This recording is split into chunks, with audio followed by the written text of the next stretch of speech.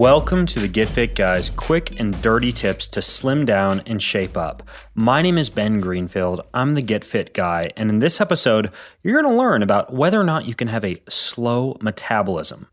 Now, in my book, which you can check out at getfitguy.com, I talk quite a bit about body types and metabolism, specifically highlighting the fact that each of the 8 different body types can have a different metabolic rate, not to mention different exercise and nutrition needs.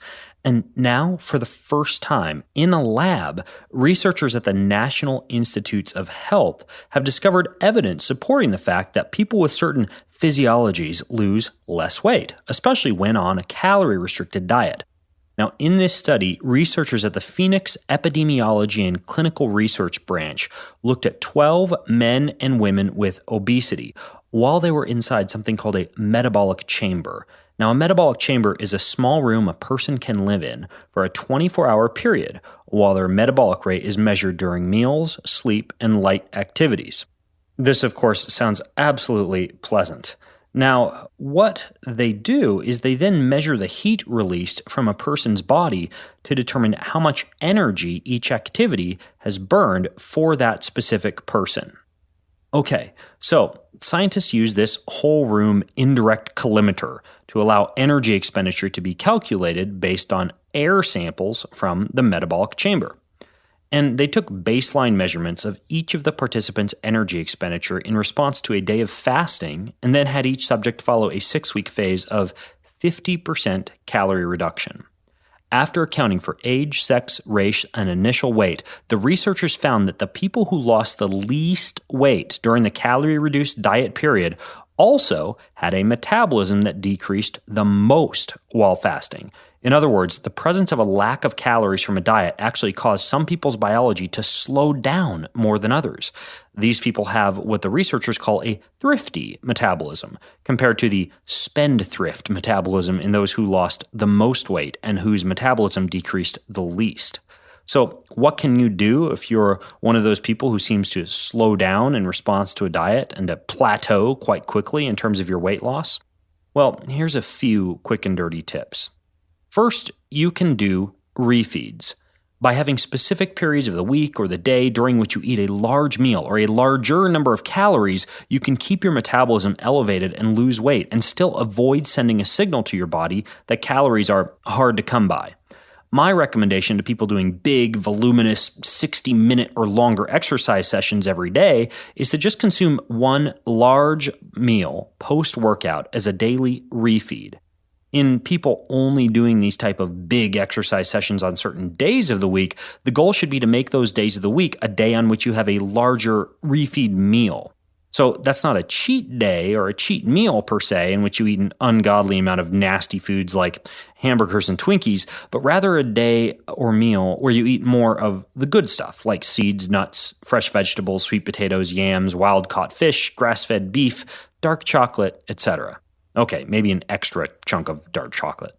Now, next is exercise. And this one should go without saying, but it really can be a factor in studies like this that look into metabolism, because for the most part, engaging in physical activity frequently is going to be the great equalizer when it comes to whether a diet works or not. If your metabolism tends to slow in response to calorie restriction, then you can simply keep it elevated through things like daily walks, a standing workstation, cold thermogenesis, weight training, and high-intensity interval training. And you may need to do more of these type of activities than your neighbor on the same diet as you who seems to lose weight even when they're lying around on the couch. And finally, you can try calorie cycling. My fellow podcast host, The Nutrition Diva, has a great episode called How to Break a Weight Loss Plateau. I'll link to that in the show notes for this episode. All you do is go to quickanddirtytips.com and look for episode number 235 of the Get Fit Guy. Now, in that episode, Nutrition Diva explains the concept of calorie cycling, in which you include a higher calorie day or higher calorie days during the week to keep your metabolism from slowing in response to sustained calorie restriction. Now, calorie cycling may sound a little bit like a refeed, but it's different because your total net calories stay the same throughout the week. Instead, more calories are just stacked on specific days. So, Nutrition Diva sums up the logic behind calorie cycling like this. In order to lose weight, you need to cut back on your calorie intake. But if you do that for long enough, your body may play a nasty trick on you. It may start conserving energy by lowering your metabolic rate. The result? You don't burn as many calories and your weight loss slows or stops altogether. Although this feels like the worst kind of sabotage, your body is actually trying to look out for you. Your lizard brain has noticed that food supplies seem to have been scarce for an extended period of time. It's trying to increase your chances of survival in case the famine continues. Of course, when you're trying to lose weight, this is not very helpful. You're really stuck between a rock and a hard place. You could try eating less in order to nudge off more weight, but that just confirms your lizard brain's suspicions about the dwindling food supply. Or you could eat more in an effort to restore a more robust metabolic rate. But that's hardly going to help with weight loss. There's a way to outsmart the old lizard brain. It's called calorie cycling. Now, this is me again.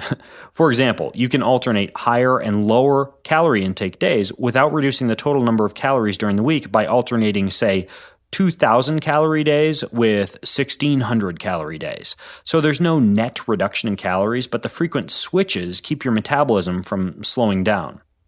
And while you may be fighting an uphill battle if you have a thrifty metabolism, refeeds, consistent exercise and movement, and calorie cycling will all help you be well on your way to better weight loss success. Until next time, I'm Ben Greenfield, the Get Fit Guy, asking you, what are you waiting for? Go get fit.